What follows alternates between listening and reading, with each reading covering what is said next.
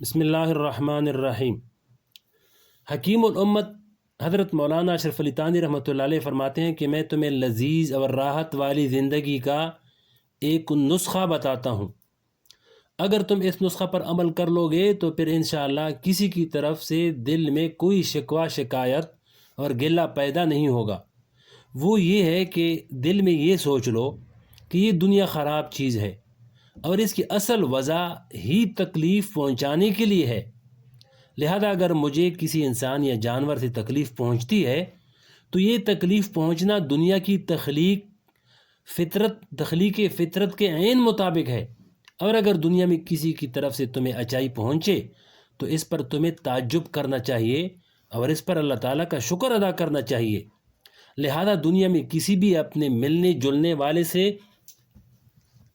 چاہے وہ دوست ہو یا رشتہ دار یا قریبی عزیز ہو، کسی سے اچائی کی توقع قائم ہی نہ کرو کہ یہ مجھے کچھ دے دے گا یا یہ مجھے کچھ نفع پہنچا دے گا یا یہ میری عزت کرے گا یا یہ میری مدد کرے گا۔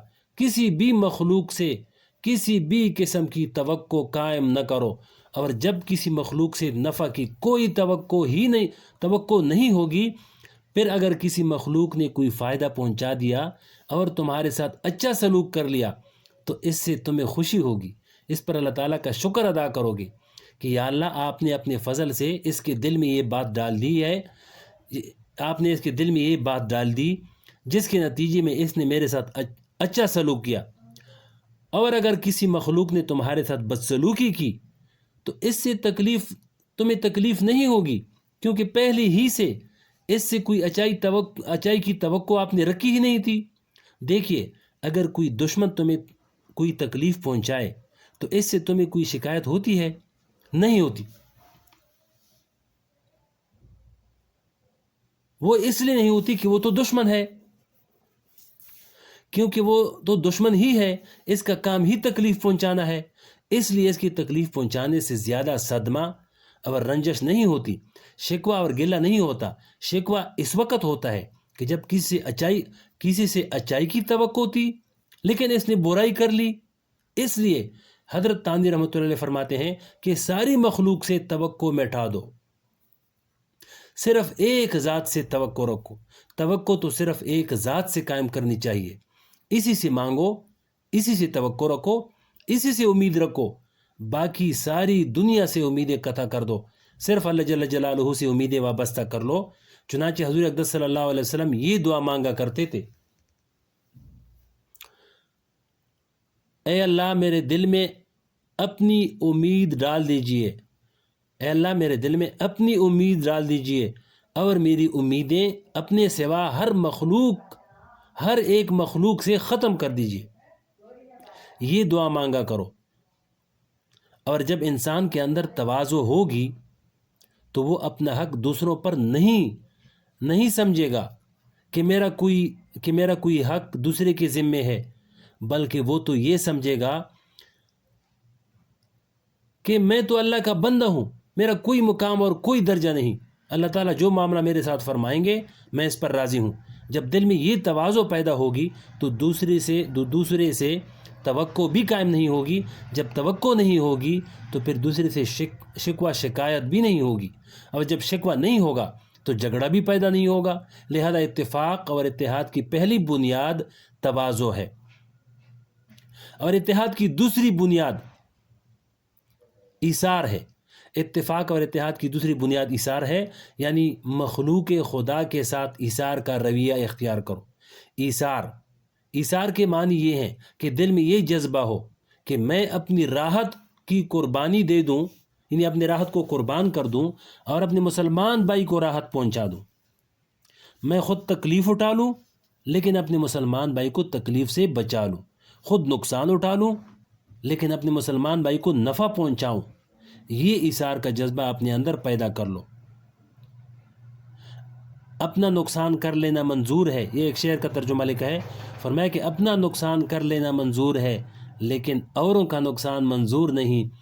یہی وہ سبق ہے جو نبی کریم صلی اللہ علیہ وسلم نے عطا فرمائی، اور قرآن کریم نے انصاری صحابہ کرام کی ایثار کو بیان کرتے ہوئے فرمایا، ایک صحابی انصاری کا قصہ لکھا ہے، یعنی یہ انصاری صحابہ ایسے ہیں، جیسے قرآن میں آیا فرمایا یؤثرون علی انفسہم ولو کان بہم خصاصہ، یعنی یہ انصاری صحابہ ایسے ہیں کہ چاہے سخت تنگ دستی اور غربت کی حالت ہو، لیکن اس حالت میں بھی اپنے اوپر دوسروں کا ایثار کرتے ہیں۔ کیسے کرتے ہیں؟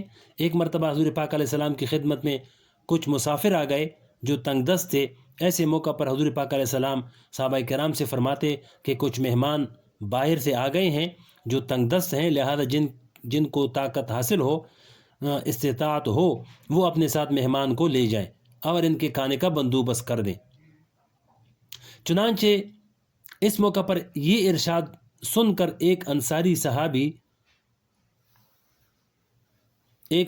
صحابی رضی اللہ ایک مہمان کو اپنے گھر لے گئے۔ گھر جا کر بیوی سے پوچھا کہ کھانا ہے؟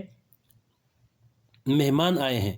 بیوی نے جواب دیا کہ اتنا کھانا نہیں ہے کہ مہمان کو بھی کھلا سکیں، یا تو مہمان کھائیں گے یا ہم کھائیں گے، سب نہیں کھا سکتے۔ ان صحابی نے فرمایا کہ کھانا مہمان کے سامنے رکھ دو اور چراغ بجھا دو۔ چنانچہ بیوی نے کھانا مہمان کے سامنے رکھ دیا اور چراغ کو ٹھیک کرنے کے بہانے بجھا دیا۔